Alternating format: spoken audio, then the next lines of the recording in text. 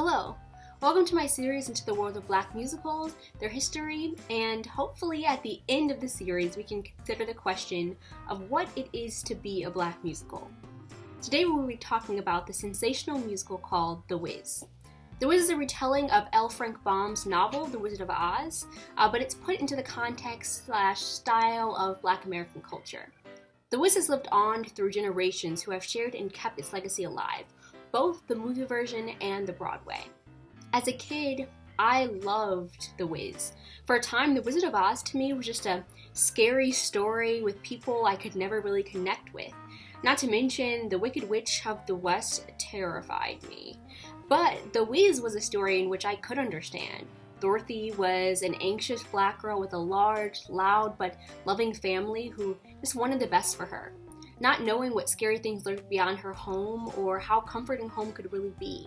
This internal conflict rang true to me. Yet, this was the movie version's plot, which was more accessible to me to watch over and over.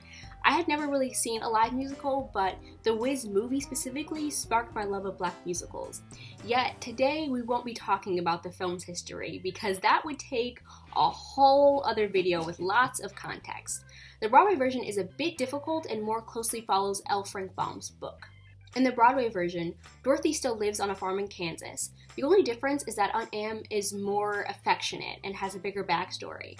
And she explains that the only reason that she scolds Dorothy is because she wants her to be prepared for adult responsibilities in life. I, along with many others, had found solace in a musical that was about a different type of Black girl. One who both fully embraced her Blackness, but one that also didn't let her Blackness define her. She was kind and quiet and brave and extremely loyal, but even though she was sometimes shy, that didn't mean that she didn't have a voice. The Wiz and its history is really important to me. So today, let's explore it, and let's ask if it can truly be classified as a Black musical. The Wiz premiered on January 5th, 1975 at the Majestic Theater, and later on it moved to the Broadway Theater. It ran for an impressive total of 1,672 performances. To put that in perspective, Evita, Matilda, Waitress, The Sound of Music, and Dear Evan Hansen have had fewer performances to date.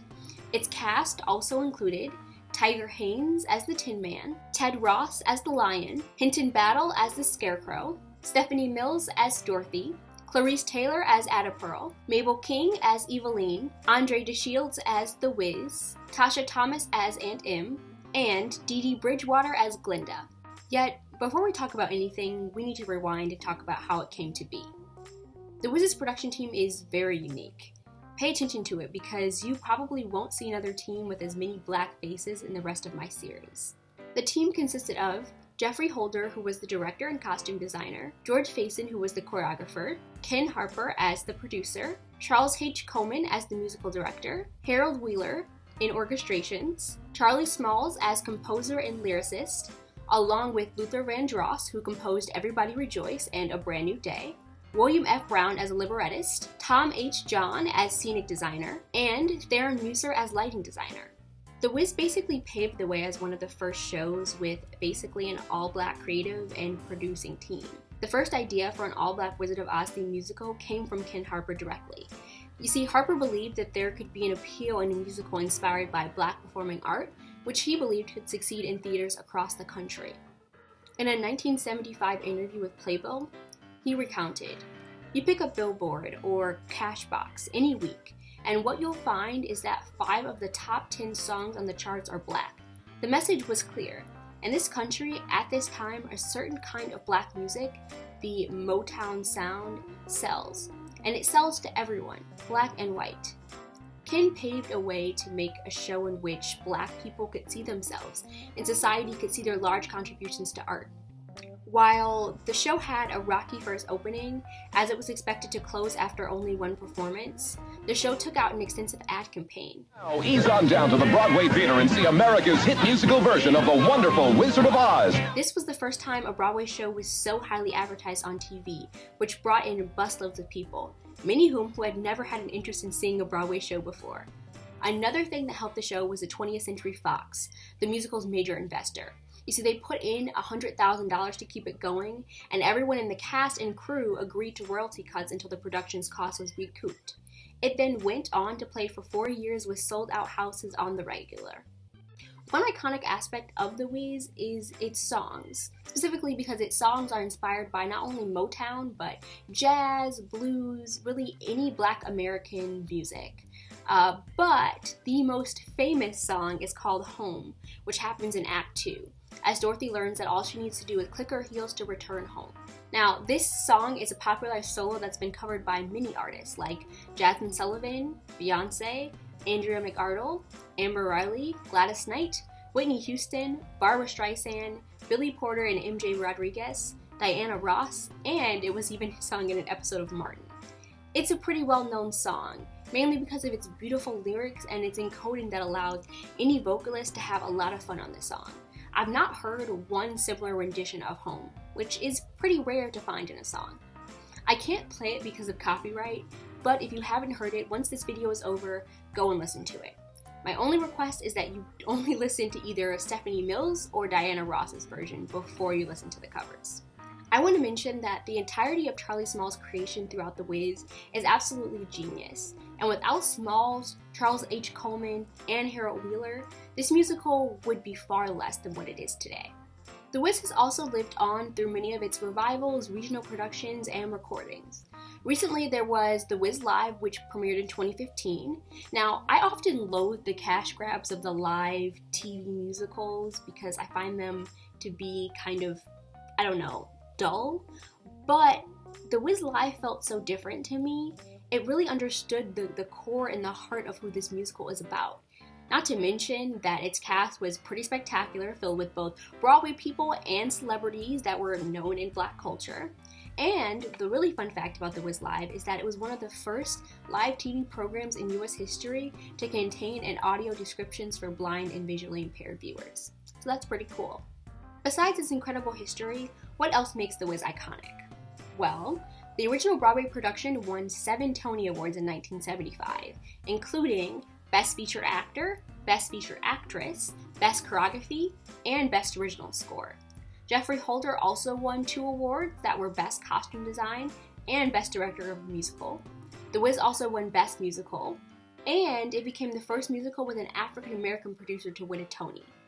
Now, awards aside, I think it's important to understand why this musical is important for those who have watched and admired it from the seats themselves.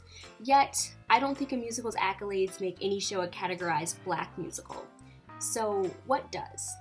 For me, it's the fact that The Wiz was created by Black people for Black people. It's all about whole representation, which, before its beginning, was very scarce on Broadway. As I mentioned in the first episode of the series, allowing Black creatives on board allows for more nuanced and complex ways in which we craft characters. This is shown, for instance, through Jeffrey Holder's costume design. You see, he molded each of these designs to showcase Black urban life through his own Caribbean American experiences, as well as the styles of the African diasporic of the popular culture in the 1970s. Take a look at some of these photos of his costumes as archived by the National Museum of African American History and Culture, which is online. It's also shown in the ways in which some of white critics could not seem to grip the show or movie in the same ways in which Black audiences could.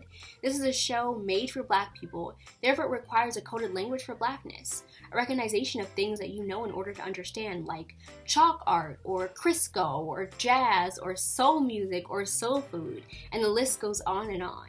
The 1978 movie, I would argue, is a bit more coded than the stage play, but still, it requires a bit of coding in order to understand. In the Broadway version, not only does a lion don a huge afro, but Dorothy's dress is fashioned to a dress popular in traditional Caribbean Creole fashion. The dresses are reminiscent of patchwork quilts, platform boots, and muumuus, which are also included as a staple of Black grandmas. Or for instance, the Tin Man's oil can, which is shaped kind of like a Dominican musical instrument called a guerrera. This makes sense because we are seeing the world through Dorothy's childlike eyes. She interprets the world through what she has seen, but her world is coded in Black diasporic language, so it would make sense that she would see the world that way. These costumes would not be what they are without the designer's own Black experiences. These costumes are his own identity and are intertwined within the show and cannot be separated. I don't think that this perspective can be created with only white creatives. as this tradition of encoding Blackness has continued on in regional theaters who perform the show. By the way, these costumes can be seen at the National Museum of African American History and Culture, which is in DC, which I highly suggest, but you can also check them out on their digital platform. This idea of encoding Blackness lives on in the Wiz productions of present and future, and it's one of the things that I think makes it so special. The abstract in this essay titled The Wiz Redux, or Why Queer Black Feminist Spectatorship and Politically Engaged Popular Entertainment Continue to Matter, the author, La Donna Forgeson, states, when my mother revealed that both films were derived from Frank L. Baum's beloved children's novel, The Wonderful Wizard of Oz, I was incredulous that Dorothy could be anything other than a black girl.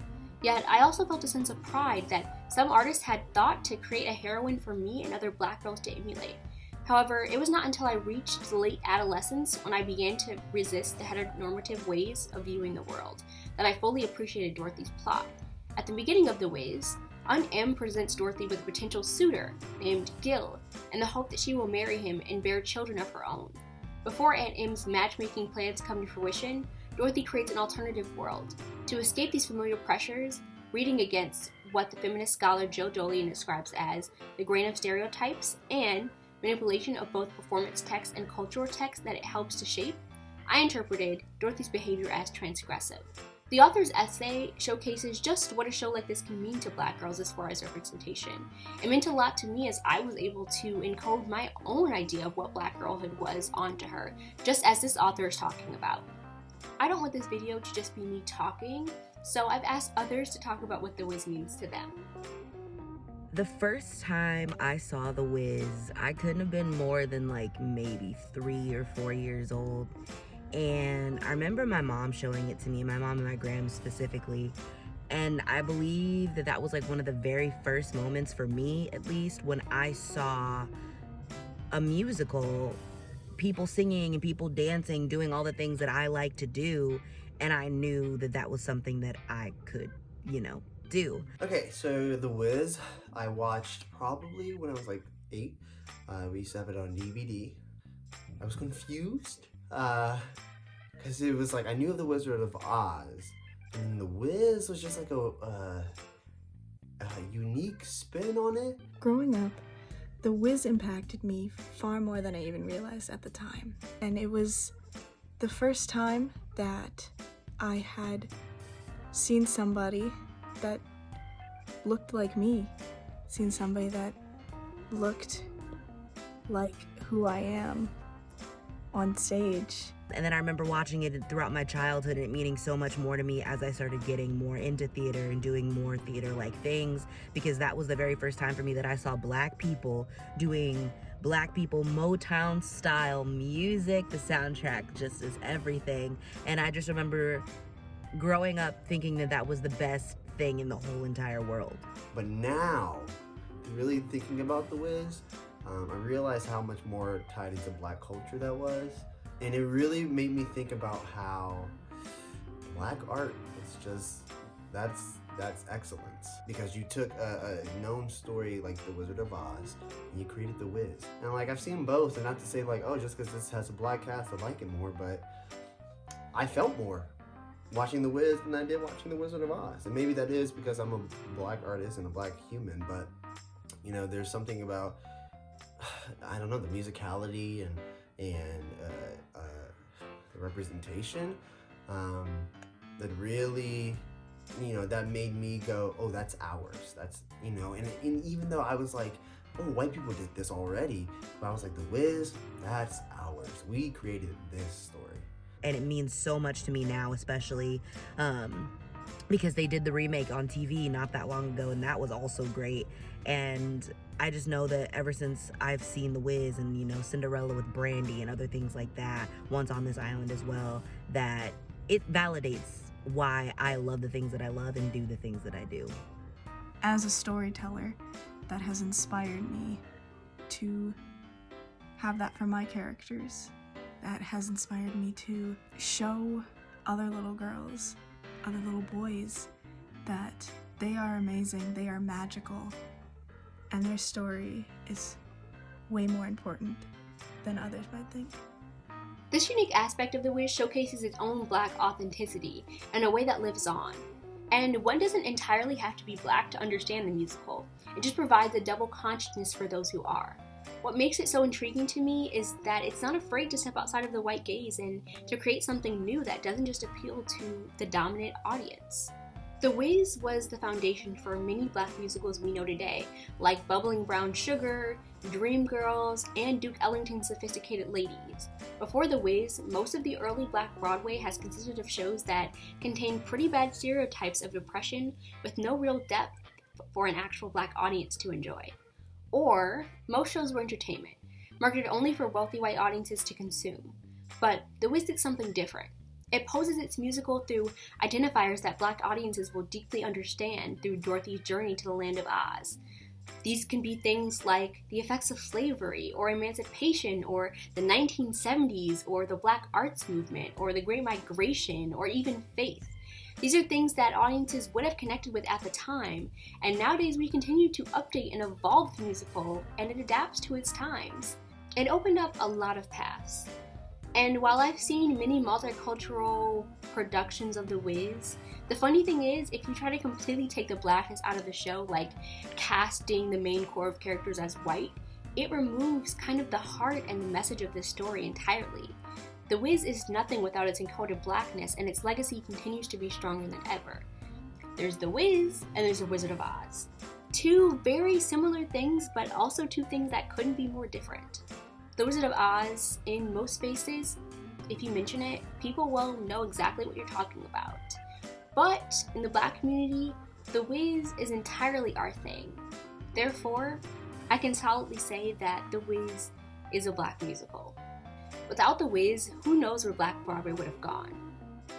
Thank you for watching episode 2 of my Black musical series. Tune in next week as I'll be talking about Once on This Island. Bye.